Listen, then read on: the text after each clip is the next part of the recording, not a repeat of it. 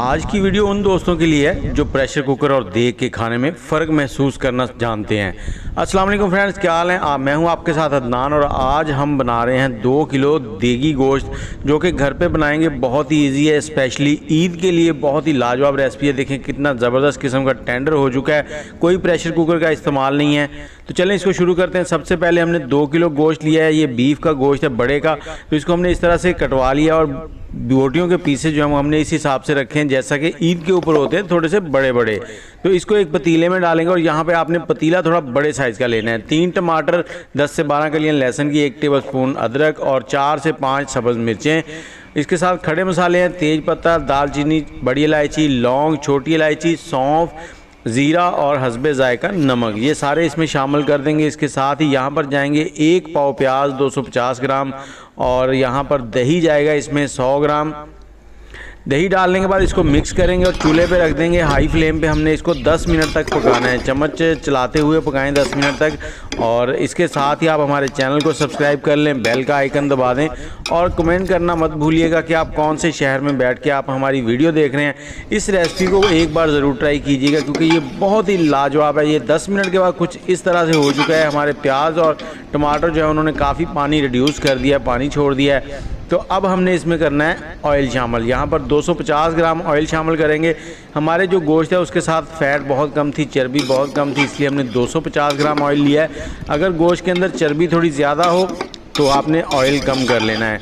तो अब हमने इसको पकाना है। यहाँ पर इसका ढकना लगा देंगे, आग का फ्लेम जो है वो मीडियम कर देंगे।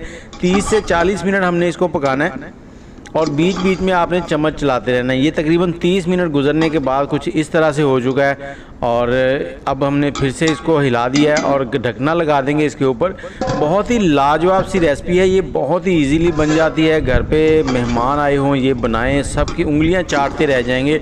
तकरीबन 40 मिनट हो चुके हैं। 10 मिनट पहले वाले 40 मिनट इसको पकते हुए हो गए, टोटल 50 मिनट। और यहाँ पे अब देखें काफ़ी पानी जो है वो ड्राई हो चुका है। तो यहाँ पे थोड़े से मसाले शामिल करेंगे जिसमें आधा चाय का चम्मच हल्दी पाउडर है, 1 चम्मच लाल मिर्च का है और इसके साथ ही धनिया पाउडर 1 चम्मच है।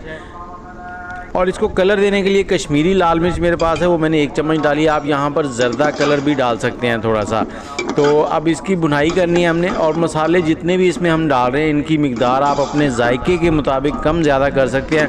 लेकिन जो पतीले के अंदर या देग के अंदर गोश्त बनता है ना, वो प्रेशर कुकर से बहुत ज़्यादा टेस्टी होता है। तो आपने भी इसको इसी तरह से बनाना है। ये तकरीबन मुझे पकाने में 2 घंटे 10 मिनट लगे हैं इसको। तो यहाँ पर हमने इसको 40 इसकी बुनाई कर लिया। बुनाई करने के बाद हमने इसमें डाल देना है पानी। पानी यहाँ पर मैं 1.5 लीटर इस्तेमाल कर रहा हूँ। अगर 5 लीटर होगा तो इसमें 2.5 लीटर, 5 किलो गोश्त में 2.5 लीटर पानी जाएगा और 2 किलो गोश्त में 1.5 लीटर जाएगा। अब हमने इसको मिक्स कर दिया और ढकना लगाकर दरमियानी आंच पर इसको पकने के लिए छोड़ देंगे। इतनी देर तक पकाएंगे कि इस गोश्त जो है वो अच्छे से नरम हो जाए, पक जाए, गल जाए और बोटी जो है वो आसानी से टूटने लग जाए। तो तकरीबन 40 से 45 मिनट गुजर चुके हैं और यहाँ पर हमने इसमें मसाला डालना है। अचार गोश्त मसाला 1 चम्मच डालना है, वो ही थोड़ा सा फ्लेवर के लिए, उससे फ्लेवर बहुत ही लाजवाब बन जाएगा।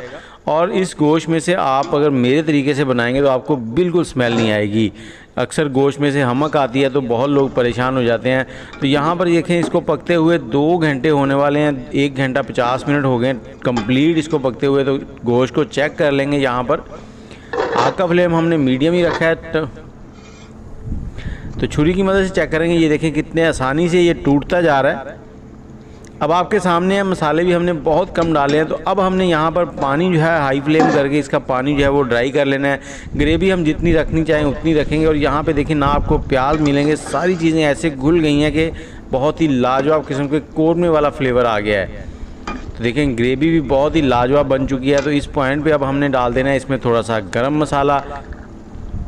इसको कंप्लीट अब 2 घंटे हो चुके हैं तो 10 मिनट और थोड़ा सा इसको पकाएंगे। गरम मसाला डालकर इसको थोड़ी सी भुनाई और करेंगे।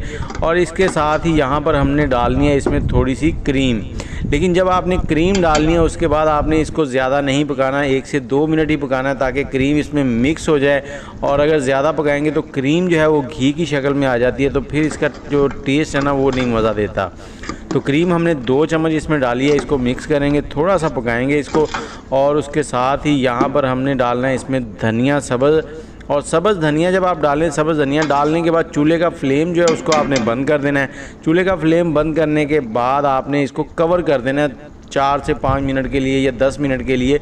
उससे क्या होता है कि मसालों का जो जायका है ना, वो फ्लेवर जो है ना वो अच्छे से निकल आता है। तो यहाँ पर हमने 5 मिनट के लिए चूल्हा बंद करके इसको साइड में रख दिया था और 5 मिनट के बाद फिर आपको दिखाते हैं कि कैसा इसका टेक्सचर बना है। ये देखें, अब चूल्हा बंद कर देंगे। यहाँ पर तो हवा कुछ ज़्यादा थी, मैंने इसलिए साइडों पे थोड़ी मार्बल की प्लेटें लगा दी थी।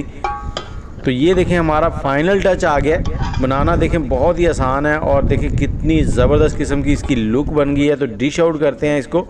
बहुत ही लाजवाब किस्म की चीज़ बनी है, एक बार ज़रूर ट्राई कीजिएगा। उम्मीद है आपको पसंद आई होगी रेसिपी। अगर पसंद आई है तो कमेंट में येस लिख दें और अपने शहर का नाम लिखें। और यहाँ पे मैं आपको दिखाता हूँ कितनी ज़बरदस्त किस्म की रिच ग्रेवी बनी है इसकी।